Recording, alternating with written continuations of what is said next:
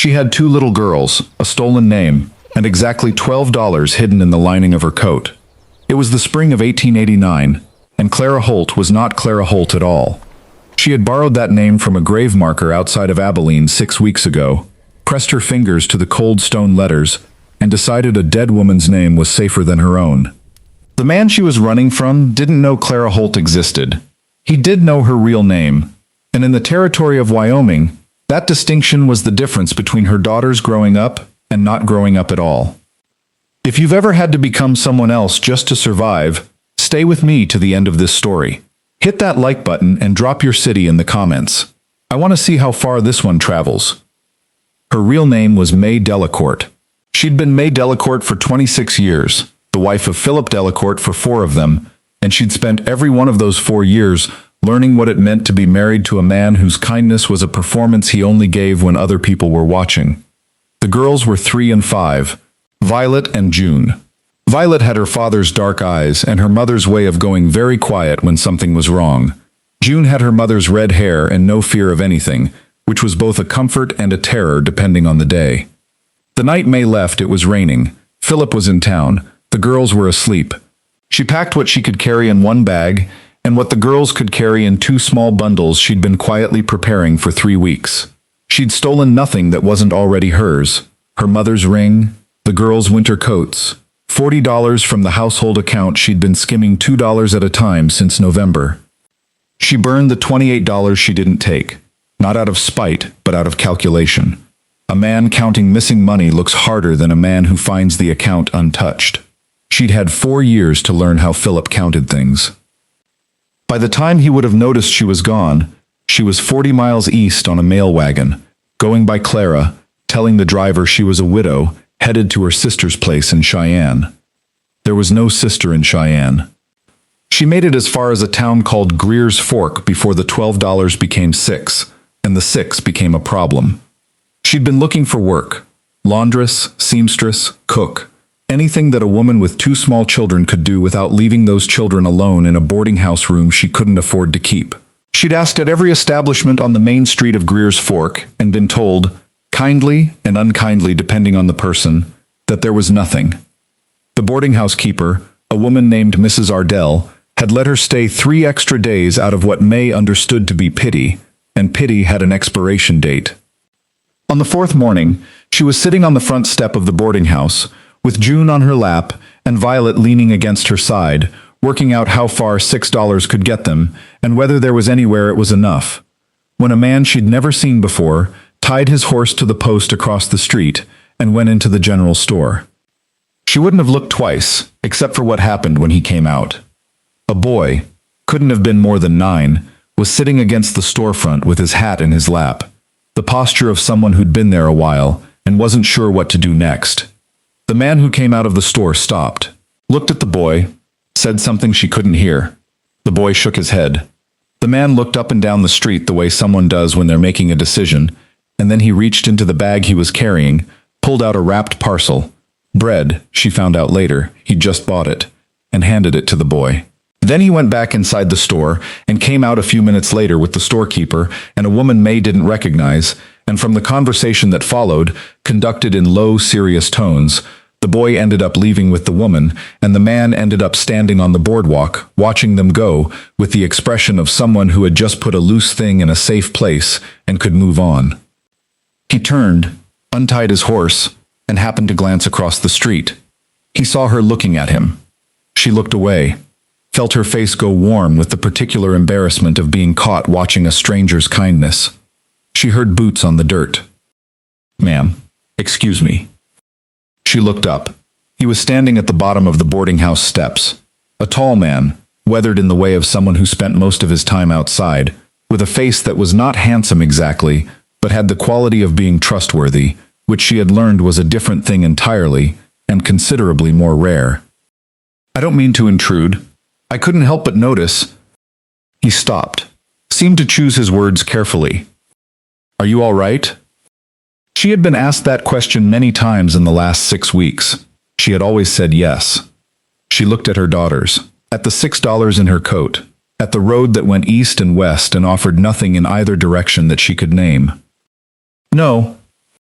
she said. Not especially. His name was Thomas Ware. He ran a cattle operation 12 miles north of Greer's Fork, 3,000 acres and a house that had, by his own description, more rooms than sense, and not enough people in any of them. He was not married. Had been, once. His wife had died 3 years prior of a fever that moved too fast for anyone to stop.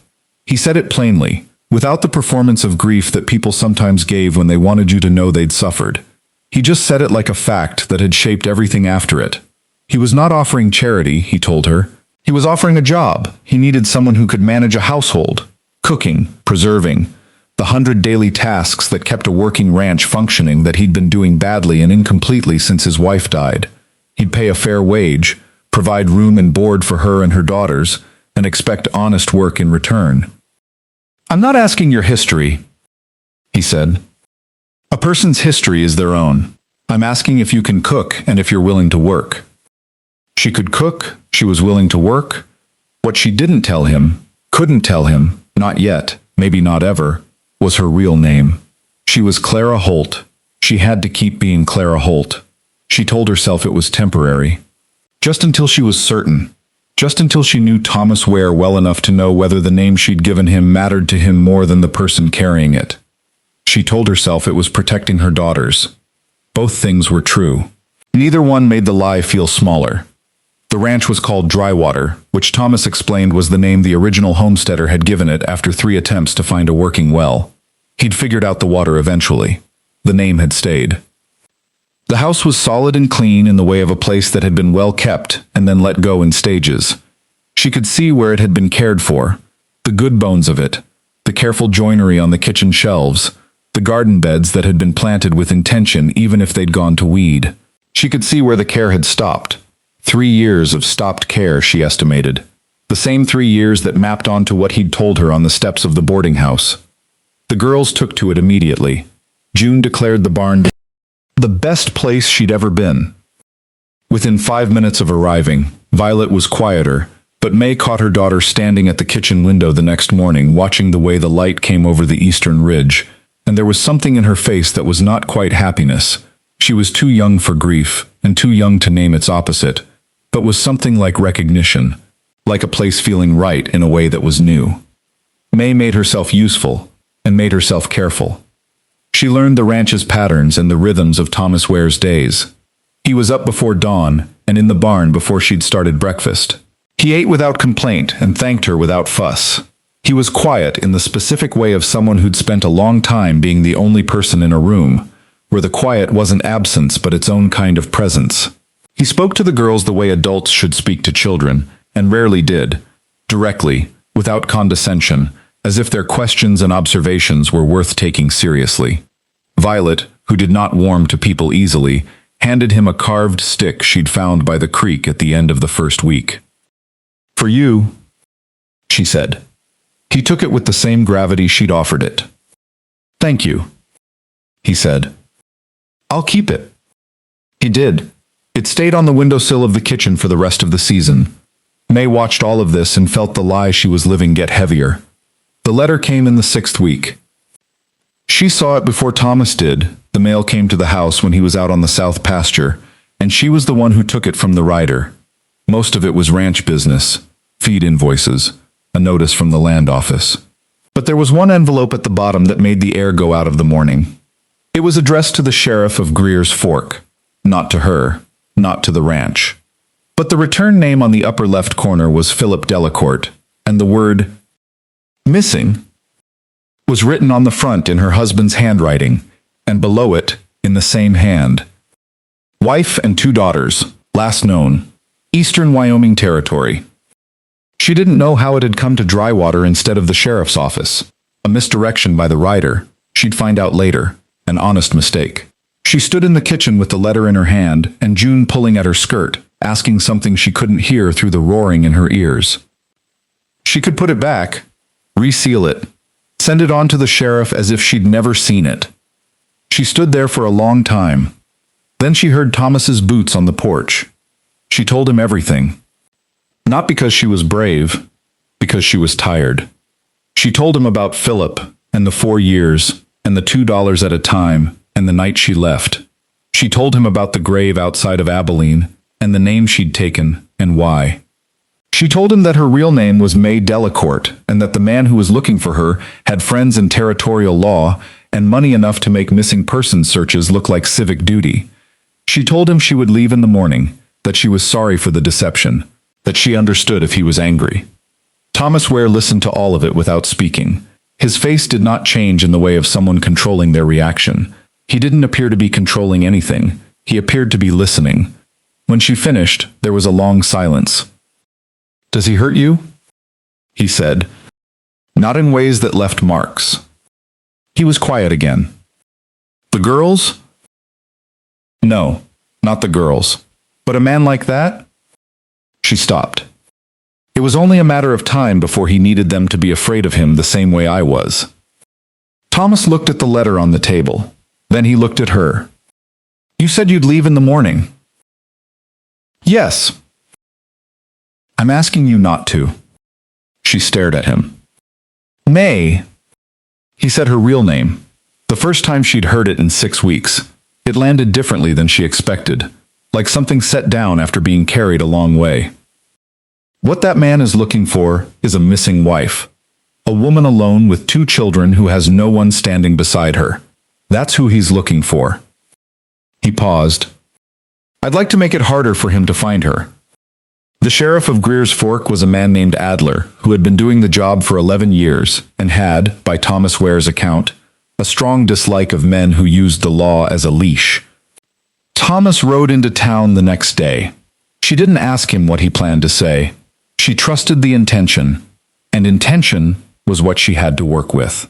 He came back in the late afternoon. "Adler will handle the correspondence," he said. "The letter was misdirected. There's no missing woman matching that description in this county, far as the territorial record is concerned." She looked at him for a long moment. "Why are you doing this?" He was quiet in the particular way she'd learned meant he was deciding how honest to be. "Because I know what it looks like," he said at last. "When someone is surviving instead of living. My wife looked like that the last 2 years of her life, but for different reasons. Sick and trying not to show it. Working past what she should have." He looked at the floor briefly. "I didn't do enough then. I know that. I should have made her put the work down sooner. Should have made her rest." He looked back up. "I'm not saying this is the same. I'm saying I know the shape of it, and I don't intend to be the kind of man who sees it and turns away." The kitchen was very quiet. June wandered in from outside, left the door open behind her, saw the expressions on their faces, and made the immediate tactical decision to wander back out. Autumn arrived, and the work of the ranch shifted with it. Harvest and preservation, and the stacking of wood that went on for most of October. She learned the language of the ranch, what a sky that color meant, which fence line needed checking before the first frost, how to read the cattle's behavior when weather was coming in from the north. Thomas learned that May Delacourt was a more capable woman than Clara Holt had been. He'd said it as an observation, not a compliment, but she'd taken it as one. "Clara was careful," she told him. "May knows what she's doing." "There's a difference." "There's a considerable difference." Violet's confidence grew with the season. She was 6 now, and she had appointed herself the keeper of a record of every animal on the property, drawn in charcoal in a journal Thomas had brought her from Greer's Fork. Unprompted, he'd seen her looking at the blank books in the store and bought her one. June remained afraid of nothing, broke her arm jumping from the hayloft in September, healed with remarkable speed, and climbed back up 2 weeks later. May stood in the yard watching her younger daughter perched on the hayloft edge and felt something she had not felt in 5 years. Not happy exactly. Not yet. But the thing that comes just before it, the precondition, the ground being solid under you. The second letter came in November. This one was addressed directly to Thomas Ware. Philip had hired a locator, a man who made his living finding people who didn't want to be found. The letter was polite in the particular way of someone who believed the law was on their side. He had reason to believe his wife and daughters were in the vicinity. He intended to exercise his legal rights as husband and father. He expected the cooperation of all parties. Thomas read it at the kitchen table. She watched his face. "He's not wrong about the law," she said. "He's not wrong about the law as it's written," Thomas said. "That's the only law there is. In some places," he set the letter down. "In some places, a man's word and a man's character mean more than a letter from a city lawyer, and this is one of those places, and I know the judge in the county seat, and I know the territorial marshal, and Philip Delacourt does not." He looked at her. "But there's a simpler answer." She waited. "Marry me," he said. The kitchen went very quiet. "You don't have to," he added, in the same steady voice. "This isn't a condition. If you say no, I'll fight this a different way and I'll still fight it. But a wife can't be a missing wife, and your daughters can't be taken from a household with a father and a legal name and a judge who will testify to the character of the man who built this place." He stopped. "I'm not asking you to love me," he said. "Not yet. I'm asking you to let me stand between you and him while you find your footing. The rest of it, that's not a requirement. That's just a possibility, if you want it to be." She looked at this man, this quietly extraordinary, unremarkable, utterly decent man who had given a boy bread and bought a girl a journal, and turned to face her problem like it was simply the next thing that needed doing. She thought about what it meant to have someone standing beside you. She thought about what Philip had never been. "Yes," she said. They married in December, in the front room of Drywater Ranch, with Adler and his wife, and two of Thomas's ranch hands as witnesses. June wore her good dress and announced to everyone present that she was now a ranch girl forever. Violet stood straight and serious beside her mother and held her hand. The territorial record showed a marriage, a household, a family. The locator sent one more letter in January. Thomas's lawyer in the county seat sent a response. There was no reply after that. Spring came back to Drywater the way it always did, in stages. The snow pulling back from the south-facing slopes first. The creek breaking free of its ice. The mud arriving in force. The garden beds she had cleared in the fall came back to life with the seeds she'd put in the ground before the frost. She was on her knees in the garden one morning in April when Thomas came and crouched beside her. He didn't say anything for a moment, just looked at what she was doing. The even rows, the careful spacing, the small green things just beginning to push through. "I want to ask you something," he said. She sat back on her heels and looked at him. "Last December I told you I wasn't asking you to love me." "I remember." "I want to revise that," he said. "Not as a demand, just as an honest statement of what I'm hoping for, if you're open to it." The spring light was coming over the eastern ridge, the same light Violet watched from the kitchen window when she thought no one was looking. May looked at Thomas Ware's face, honest, weathered, careful, kind, and at the garden she'd planted in his ground, and at the house behind him where her daughters were beginning to wake. "I think," she said slowly, "I've been open to it for a while." She saw something in his face that had not been there in the fall. Not new, she thought, just less hidden. He reached over, the way a man does when he's not making a moment of something but simply acting on what he knows, and took her hand. She let him, and the spring went on, and the green things grew, and somewhere in Abilene a grave marker stood with a name that had once saved a life, and May Delacourt, May Ware, now, knelt in her garden in Wyoming and let herself be found.